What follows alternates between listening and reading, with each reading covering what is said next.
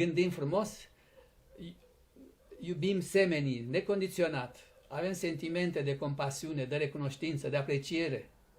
Pentru că asta ne învață Iisus. Toți suntem frați, toți suntem fii aceleași tată. În consecință, dacă ne comportăm în maniera asta, atunci sănătatea noastră este una. Și viața are un aspect armonios, plăcut și invers. Urâm, suntem agresivi, violenți, lacomi, invidioși. Atunci celulele noastre, deci gândurile noastre devin celule, devin noi, devin materie, devin corp. Lucrul ăsta nu s-a știut până acum. Ăsta e un lucru cu totul nou. Că ceea ce gândim se transformă în propria noastră substanță, ceea ce mi se pare fantastic. Păi dacă știi că propria ta substanță este rezultatul gândurilor tale, mai ai interesul să-ți gândești negativ, rău la adresa altora și la adresa ta însăți.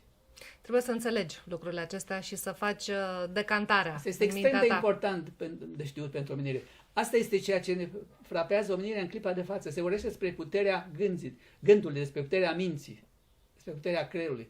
Asta înseamnă puterea lor. Noi ne putem transforma, ne putem crea calități pe care nu le-am avut, însușiri pe care le-am avut. Putem să ne educăm sau dimpotrivă. Ne putem autovindeca. Noi avem în noi toate elementele de autovindecare. Atenție că toate aceste gânduri rele, am spus, afectează trei structuri esențiale. Neuronul, ADN-ul, acidul dezosiribonucleic, care este suportul eredității noastre, și sistemul imunitar. Sistemul imunitar este cel care ne apără de boli.